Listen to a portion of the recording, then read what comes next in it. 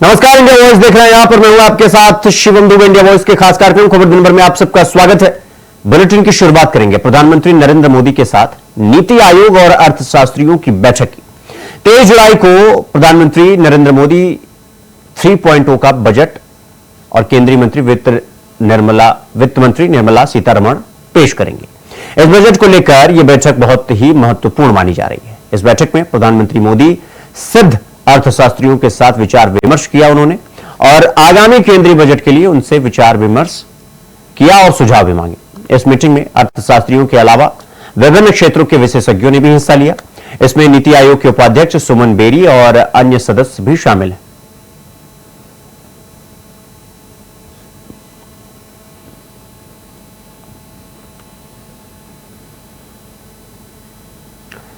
वहीं मुख्यमंत्री योगी आदित्यनाथ ने बाढ़ग्रस्त बलरामपुर के क्षेत्रों का हवाई सर्वेक्षण किया। इसके बाद सीएम बाढ़ पीड़ितों का हालचाल जानने पहुंचे। जहां बलरामपुर में आई बाढ़ के कारण ग्रामीण क्षेत्रों में लोगों को काफी नुकसान हुआ है, तो लोगों के घरों में पानी घुस गया है, जिसको सीएम योगी आदित्यनाथ ने वहां पर पहुंचकर राहत सामग्री बांटी।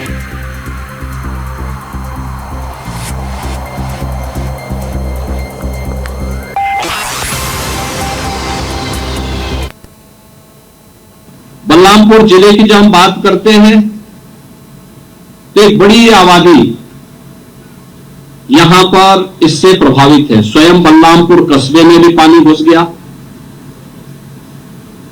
लगभग 4 से 5 दर्जन गांव ऐसे हैं जो बाढ़ से प्रभावित हैं। आवागमन बहुत सारे गांवों का बंद सा हो गया, मुख्य मार्ग बाधित हो गए, जनजीवन प्रभावित हुआ। सरकार ने पहले से ही प्रशासन को इसके बारे में निर्देशित किया था कि पहले से ही हम नौकाओं की व्यवस्था करके रखें। जो प्रभावित परिवार हों, जिनके घर के अंदर पानी घुस जाए, उनको फूड पैकेट उपलब्ध करवाएं, राहत पैकेट भी उन्हें उपलब्ध करवाने की व्यवस्था करें और साथ साथ अन्य सामग्री जो भी एक घर के लिए आवश्यक है वह सभी करने के साथ साथ मेडिकल की व्यवस्था भी, क्योंकि बरसात के समय तमाम ऐसी बीमारियां होती हैं जो स्किन से संबंधित होती हैं, जल जनित होती हैं और पानी निकलने के बाद भी मच्छर आदि के प्रकोप के कारण कुछ बीमारियां होने की संभावना होती है। इन सब की सावधानी हमें प्रारंभ से ही करनी होगी। बाढ़ के अंदर पानी भरने के कारण सांप के काटने, बिच्छू के काटने और अन्य जंगली जानवरों के साथ साथ कुत्तों के काटने की शिकायतें भी सामने आती हैं। तो इसके लिए एंटी स्नेक वेनम और एंटी रेबिज के वैक्सीन भी जगह जगह हॉस्पिटल में रखवाने के लिए पहले से निर्देशित किए गए। बाढ़ राहत सामग्री को समय पे टेंडर करके पीड़ित परिवारों को, प्रभावित परिवारों को उपलब्ध करवाने के निर्देश दिए गए और यह भी व्यवस्था की गई थी कि अगर जनधन की हानि होती है तो जनहानि पर आपदा राहत कोष से 4 लाख रुपए की सहायता परिवारजनों को तत्काल उपलब्ध करवा दे। पशु हानि पर भी अनुमन्य सहायता उस पीड़ित परिवार को तत्काल उपलब्ध करवाने की व्यवस्था करवा दे। और यही नहीं, फसलों की भी जो नुकसान हुआ है, फसलों के नुकसान के लिए भी हमें व्यवस्था सुनिश्चित कराएं कि फसलों के नुकसान के लिए सर्वे करते हुए अविलंब वह पैसा भी उनके खातों में चला जाए जहां फसल को नुकसान हुआ है। यहां पर हमारे जनप्रतिनिधिगण बाढ़ बचाव के कार्य के साथ प्रशासन की पूरी मदद कर रहे हैं।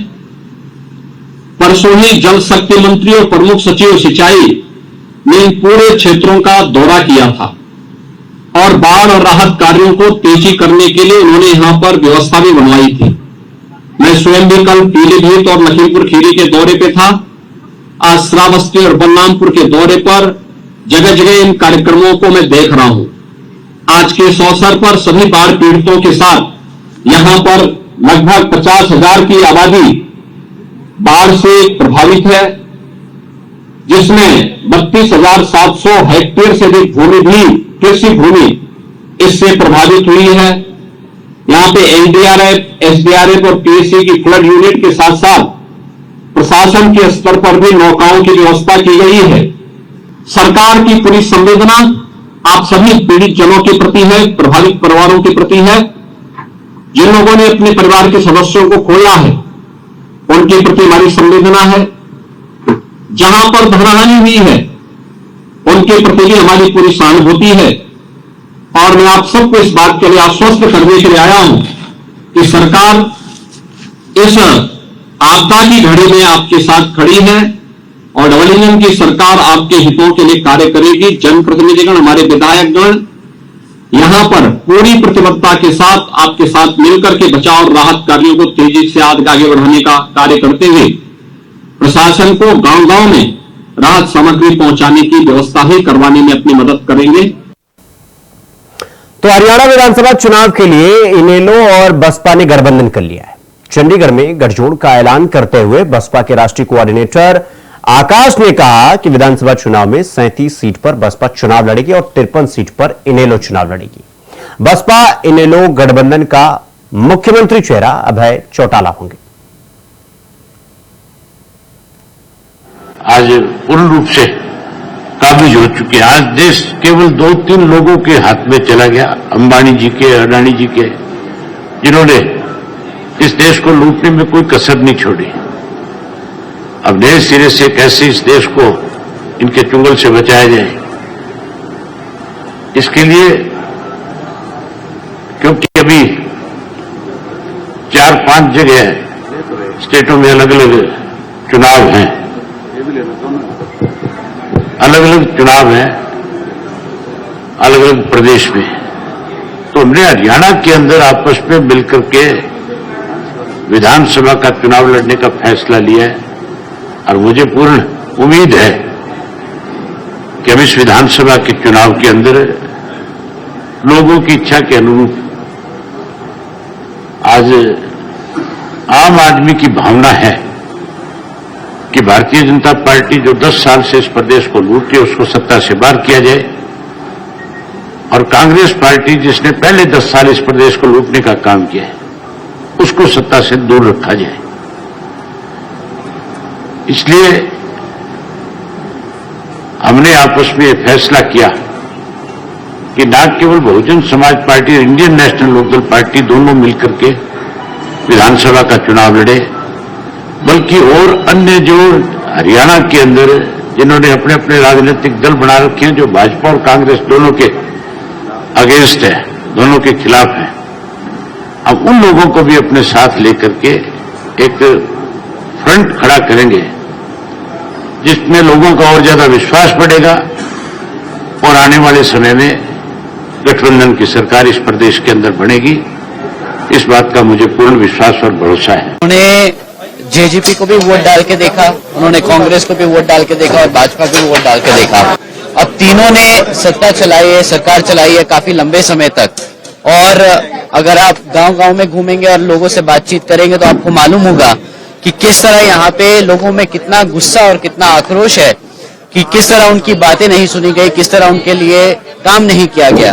जैसा चौटाला जी ने बताया, अभय चौटाला जी ने बताया है कि यहाँ पे सरकारों में कितनी कमियां रही हैं, तो उन्हीं मुद्दों को लेके हमें लगता है कि गठबंधन की सरकार यहाँ पर बहुत अच्छा रिजल्ट दे पाएगी। जी, 2018 में भी गठबंधन किया गया था, लेकिन चुनाव से ठीक पहले तोड़ा गया है।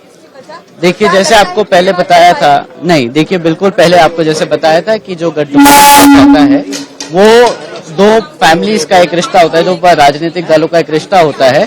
जब कोई चीज कंफ्यूजन में रहती है या कोई कंसर्न आती है तो वो आपस में बात करके ही डिसीजन लिया जाता है। तो पहले भी आपस में बात करके डिसीजन लिया था, पर इस बारी हमें पूरा भरोसा है, पूरा कॉन्फिडेंस है कि इस बारी हम नई सारी खाली चुनाव लड़ेंगे, जबकि सरकार भी बनाएंगे। जी, और कांग्रेस देखिए कि उनका क्या काम है पिछले 5 सालों में, जब वो केंद्र की सरकार में रह के भी सरकार नहीं बना पा रहे, केंद्र में भी वो सरकार नहीं बना पा रहे, तो वो उनकी कमियां हैं। उनकी कमियां दूसरी पार्टी और दूसरी राजनीतिक दलों पे डालना, ये तो हम भी पलट के बोल सकते हैं कि तुम बीजेपी की बी टीम हो और तभी तुम हम लोग राजनीतिक जो रीजनल पार्टी है उनको उभरने नहीं देते।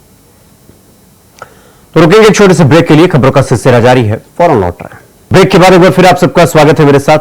रुक करेंगे अगली खबर की ओर। सावस्त्री जिले में आई बाढ़ और कटान का जायजा लेने के लिए मुख्यमंत्री योगी आदित्यनाथ बृहस्पतिवार को जमुनहा पहुंचे, जहां राप्ती बैराज स्थित गेस्ट हाउस में 6 और 7 जुलाई की रात रेस्क्यू कर बचाई गई रेखा देवी और फ्लड पीएसी के जवानों को प्रशस्ति पत्र देकर मुख्यमंत्री ने सम्मानित किया।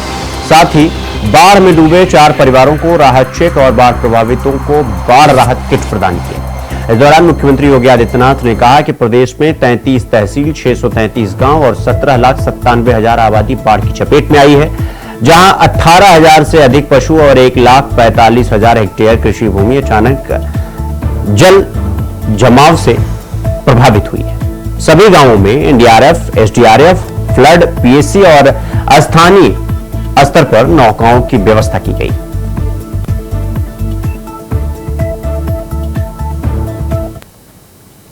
6 और 7 जुलाई को अचानक नेपाल के अंदर और उत्तराखंड के अंदर भारी बरसात के कारण जल प्रवाह की सी एक स्थिति पैदा हुई। पहली बार जुलाई प्रथम सप्ताह में बाढ़ देखने को मिली। अक्सर क्षेत्र में बाढ़ राप्ती नदी में और सरयू जी में बाढ़ अगस्त के अंत तक या सितंबर तक देखने को मिलती थी। इस बार बाढ़ पहली बार जुलाई प्रथम सप्ताह में देखने को मिलती है और स्वाभाविक रूप से इससे न केवल तैयारियां प्रभावित हुई बल्कि लोग भी जो नदी के किनारे रहते हैं उन लोगों के सामने भी तमाम संकट खड़े हो गए। विपरीत परिस्थितियों में भी धैर्य होकर के कार्य करना, जैसे आपने देखा होगा 11 लोग एक टापू में फंस गए थे, अचानक राप्ती नदी में पानी आ गया और धैर्य खोए बगैर महिला और बच्चों की 11 लोगों को पूरी अपने मोबाइल फोन का इस्तेमाल करके 118 पर फोन कॉल किया, डायल 100 को कॉल किया और फिर पुलिस की टीम वहां पहुंचती है। पीएसी के बहादुर जवानों ने उन 11 से 11 लोगों को, जिनमें 5 बच्चे थे, 6 महिलाएं थी, उन सबको सुरक्षित वहां से निकाल करके आप आपके सामने देखा होगा कि जिस महिला ने सूचना दी उसको और उनके साथ एक पुरुष थे, उनको हमने सम्मानित किया और पीएसी के उन जवानों को जिन्होंने अंधेरे में स्वयं की परवाह के बगैर उन 11 लोगों की जान बचाने में अपना योगदान किया, उन सबको भी हमने यहाँ पे प्रमाण पत्र दिया और उन सभी जवानों को भी इस पूरे अभियान के साथ जुड़े हुए जो भी जवान थे उनको स्पेशल हम लोग इनाम भी देंगे।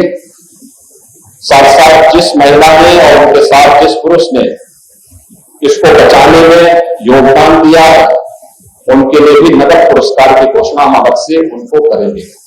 पहले से व्यवस्था है, हम लोगों ने 2017 में सरकार में आए थे तो हम लोगों ने एक व्यवस्था बनाई थी कि आपका जो बाढ़ अगर कहीं कोई जनहानि होती है उस परिवार को तत्काल 4 लाख रुपए की सहायता प्राप्त हो जाए। मानव वन्य जीव संघर्ष में अगर किसी कोई जनहानि होती है तो वहां पर भी 4 लाख की सहायता दी जाए। कहीं सर्पदंश से किसी व्यक्ति की मृत्यु होती है उस परिवार को भी सहायता के रूप में ये राशि उपलब्ध करा दी जाए। कहीं पर कोई आकाशीय बिजली से कोई किसान की, कोई बटाईदार की, किसान के परिवार के किसी सदस्य की असामयिक मृत्यु होती है उसके परिवार को भी आपदा कोष से तत्काल सहायता राशि या फिर कृषक दुर्घटना बीमा योजना के अंतर्गत राशि उपलब्ध करवा करके उस परिवार को संबल प्रदान किया जाए। और आज यहाँ पर 4 ऐसे परिवार जिन्होंने अचानक आई बाढ़ के कारण अपने परिवारजनों को खोया है, उनको भी 4-4 लाख रुपए की सहायता यहां पर प्रदान की गई है। उन सभी पीड़ित परिवारों के प्रति मेरी संवेदना है, राज्य सरकार की पूरी संवेदना है, केंद्र सरकार की पूरी संवेदना है।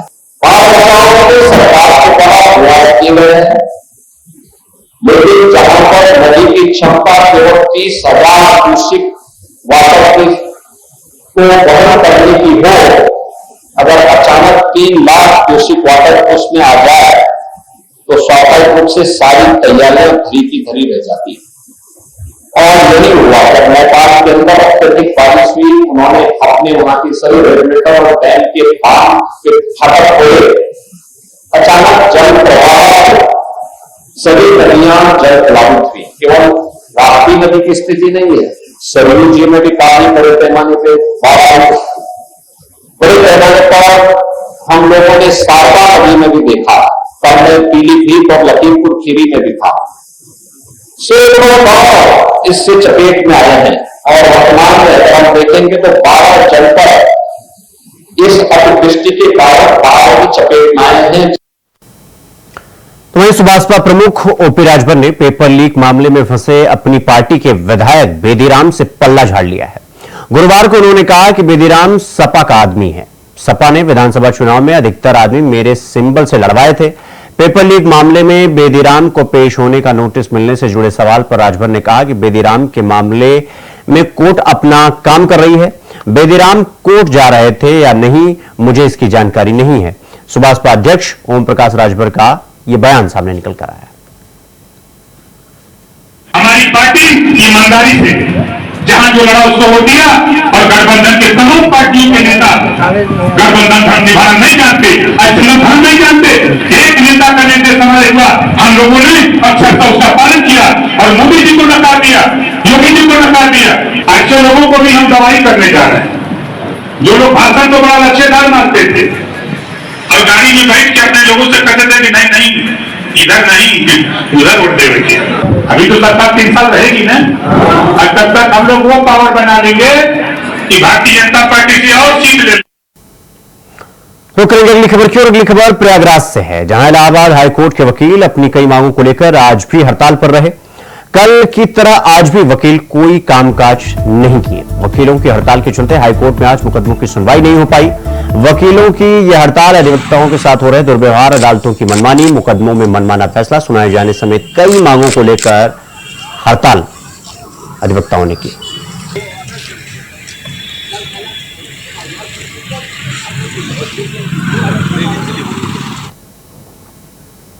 वहीं समाजवादी पार्टी से राज्यसभा सांसद रामजीलाल सुमन हाथरस भगदड़ हादसे के पीड़ित परिवारों से मिलने उनके घर पहुंचे।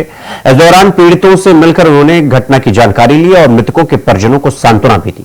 वहीं हाथरस कांड में भोले बाबा को क्लीन चिट दिए जाने पर उन्होंने सरकार को भी जमकर घेरा।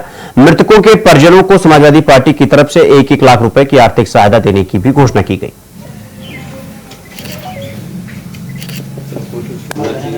जहाँ तक घटना का सवाल है, हम लोग शुरू से इस राय के रहे हैं, इस घटना में पूरी तरह से प्रशासन की जिम्मेदारी है। पर मैं समझता हूँ SIT की रिपोर्ट जो आई है उसका भी लुब्बुल जवाब यही है कि प्रशासन निष्क्रिय रहा है। सबसे महत्वपूर्ण बात है कि 18 जून को आवेदन किया गया भोले बाबा के सत्संग के लिए। हम जानते हैं प्रक्रिया ये होती है कि हल्के के सब इंस्पेक्टर से लेकर के इंस्पेक्टर, CO और इसके बाद SDM के पास कागज पहुंचता है। इतने बड़े आयोजन के बाद भी किसी ने ये सहमत नहीं फरमाई कि मौके पे जाकर के देखते कि हालत क्या है। सबसे महत्वपूर्ण बात यह है कि LIU के लोग बराबर एक खबर देते रहे कि संख्या 80,000 से ज्यादा होगी, लिहाजा इंतजाम किया जाए। इंस्पेक्टर ने आग्रह किया पुलिस कप्तान से, CMO से, DSA से, BDO से कि साहब स्थिति बहुत खराब है और अतिरिक्त फोर्स का इंतजाम करें। तो लेतर स्वास्थ्य सेवा है उनको बेहतर बनाएं, लेकिन इसके बावजूद भी स्वास्थ्य सेवा पर कोई ध्यान नहीं दिया गया। मैं आरोप लगाना चाहता हूँ कि तमाम लाशें ऐसी थी जिनका पोस्टमार्टम किए बगैर उनका अंतिम संस्कार कर दिया गया है। और मैं समझता हूँ प्रशासन की भी इच्छा ये होगी कि अगर उनका पोस्टमार्टम हो जाएगा तो निश्चित रूप से वो संख्या बढ़ेगी, तो उनके लिए चिंता का विषय हो सकती है। अगली खबर की ओर, फिरोजाबाद के सिरसागंज थाने में जमीन घोटाले में एसडीएम विवेक राजपूत सहित 19 लोगों के खिलाफ मुकदमा दर्ज किया गया। मुख्यमंत्री के सख्त रुख के बाद बीती रात पुलिस ने तत्कालीन एसडीएम विवेक राजपूत, तहसीलदार नवीन कुमार सहित 19 लोगों के खिलाफ मामला दर्ज किया। आपको बता दें कि एफआईआर में रुधौनी गांव में 75 बीघा जमीन का बैनामा करने वाले और अपने नाम कराने वाले लोगों के नाम भी शामिल हैं। लेकिन बड़ा सवाल तो यह है कि पूरे मामले में षड्यंत्रकारी नेताओं के नाम शामिल क्यों नहीं?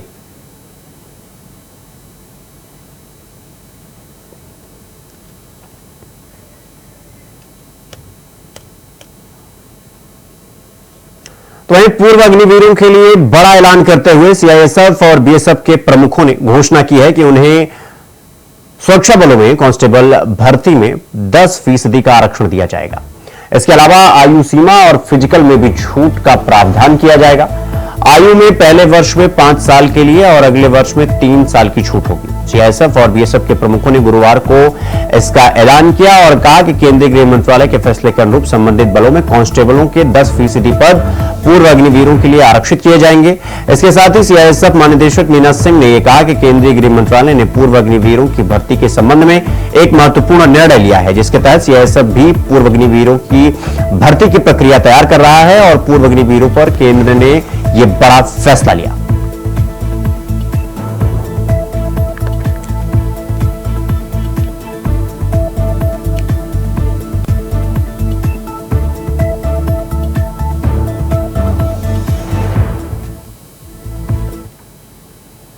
खबर दिन भर में फिलहाल के लिए बस इतना ही। देश और दुनिया की तमाम खबरों को देखने के लिए देखते रहिए इंडिया वॉइस। नमस्कार।